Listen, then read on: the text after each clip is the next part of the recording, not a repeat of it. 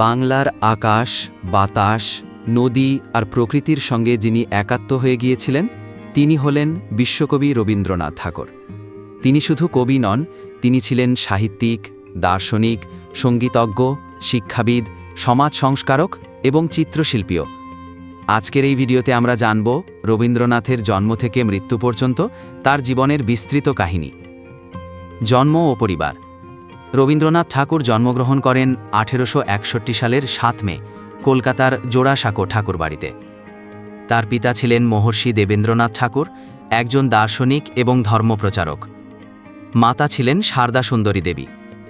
ঠাকুর পরিবার ছিল তৎকালীন সময়ের অন্যতম প্রভাবশালী জমিদার ও সাংস্কৃতিক পরিবার।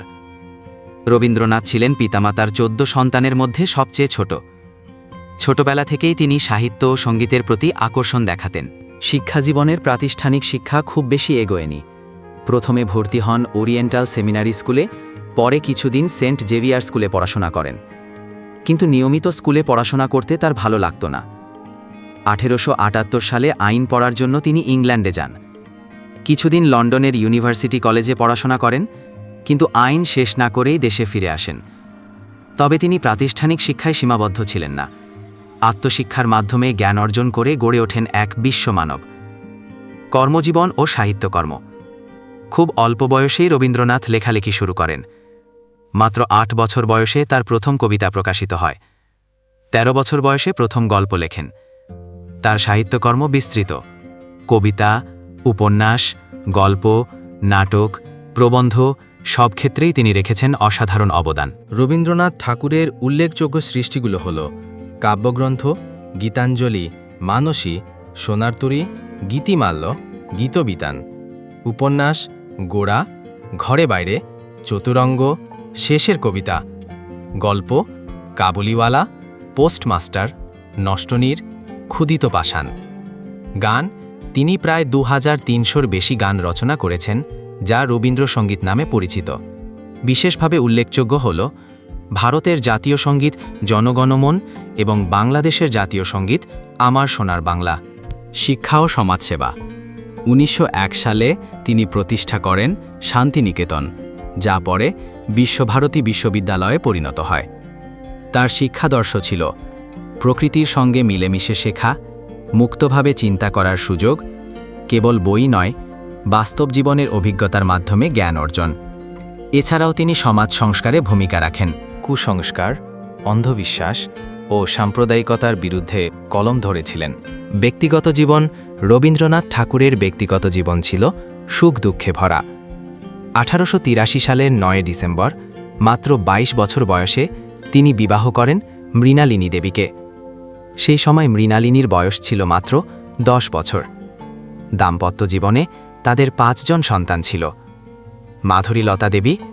জন্মের পর বড় হয়ে তিনি পারিবারিক ও সামাজিক জীবনে সক্রিয় ছিলেন। কিন্তু মাত্র 32 বছর বয়সে 1918 সালে তিনি মৃত্যুবরণ করেন। রথীন্দ্রনাথ ঠাকুর। তিনি ছিলেন রবীন্দ্রনাথের জ্যেষ্ঠ পুত্র। সাহিত্য চর্চা, চিত্রকলা এবং শান্তিনিকেতনের কাজে যুক্ত ছিলেন। দীর্ঘ জীবন পেয়েছিলেন। 73 বছর বয়সে 1961 সালে মৃত্যুবরণ করেন। রেণুকা দেবী। ছোট্ট এই কন্যা মাত্র 12 বছর বয়সেই 1903 সালে মৃত্যুবরণ করেন। তার অকাল মৃত্যু রবীন্দ্রনাথকে ভীষণভাবে আঘাত দিয়েছিল। মীরা দেবী। তিনি বাবার অনেক কাছের ছিলেন। দীর্ঘ জীবন পেয়ে 75 বছর বয়সে 1969 সালে মৃত্যুবরণ করেন। শমীন্দ্রনাথ ঠাকুর। সবার ছোট ছেলে, যাকে রবীন্দ্রনাথ অত্যন্ত ভালোবাসতেন। কিন্তু মাত্র 10 বছর বয়সে 1907 সালে অকালে মৃত্যু হয় তার। স্ত্রীর মৃত্যু। সবচেয়ে বড় আঘাত আসে 1902 সালের 23 নভেম্বর, যখন স্ত্রী মৃণালিনী দেবী মাত্র 29 বছর বয়সে মৃত্যুবরণ করেন। তখন তাদের দাম্পত্য জীবনের বয়স ছিল মাত্র 19 বছর। একের পর এক প্রিয়জনকে হারানোর এই শোক রবীন্দ্রনাথকে ভীষণভাবে ভেঙে দিয়েছিল। কিন্তু তিনি সেই গভীর বেদনা থেকেই সৃষ্টি করেছিলেন বহু কালজয়ী কবিতা ও গান, যা আজও মানুষের হৃদয়ে সান্ত্বনা জাগায়। সম্মাননা ও স্বীকৃতি। 1913 সালে গীতাঞ্জলি কাব্যের জন্য নোবেল পুরস্কার পান। তিনি ছিলেন প্রথম এশীয় যিনি সাহিত্যে নোবেল জয় করেন। 1915 সালে পান নাইট উপাধি, কিন্তু 1919 সালের জালিয়ানওয়ালাবাগ হত্যাকাণ্ডের প্রতিবাদে তিনি তা প্রত্যাখ্যান করেন। শেষ জীবন ও মৃত্যু। জীবনের শেষ দিকে তিনি নানা শারীরিক সমস্যায় ভুগতে থাকেন।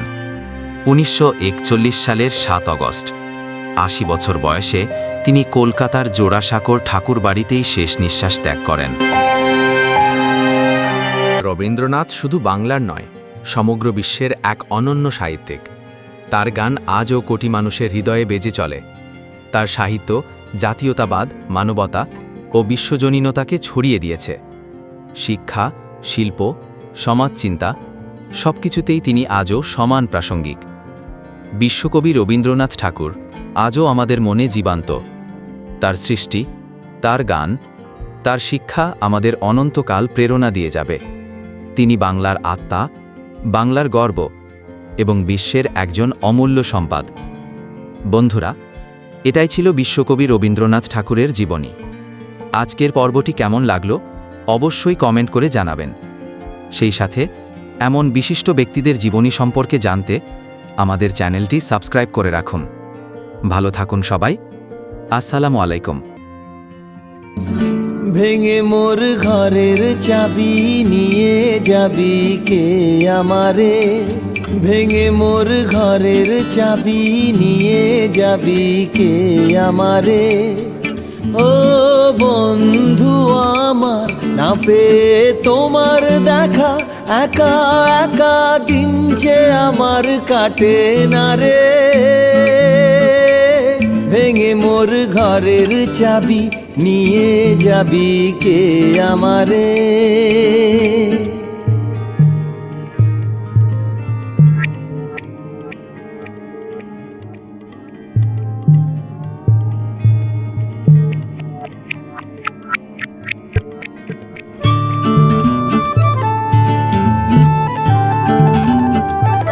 বুঝি গো রাত পোহালো, বুঝি ওই রবির আলো, আভাসে দেখা দিল গগন পারে।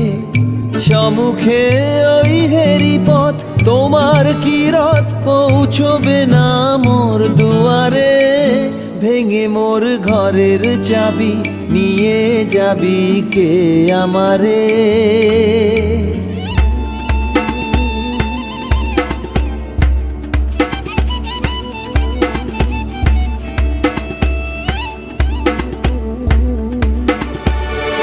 আকাশের যত তারা চেয়ে রয় নিমেষারা, বসে রয় রাত প্রভাতের পথের ধারে। তোমারই দেখা পেলে সকল ফেলে ডুববে আলোক পারাবারে।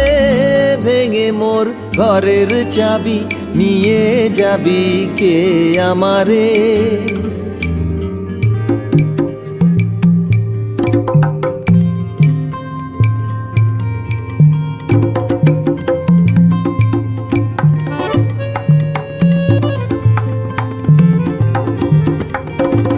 প্রভাতের পথিক সবে এলো কি কলরবে, গেল কি গান গে ওই সারে সারে। বুঝিবা ফুল ফুটেছে, সুর উঠেছে অরুণ বিনার তারে তারে। ভেঙে মোর ঘরের চাবি নিয়ে যাবি কে আমারে। ও বন্ধু আমার, না পেয়ে তোমার দেখা, একা একা দিন যে আমার কাটে না রে। ভেঙে মোর ঘরের চাবি নিয়ে যাবি কে আমারে। ভেঙে মোর ঘরের চাবি নিয়ে যাবি কে আমারে।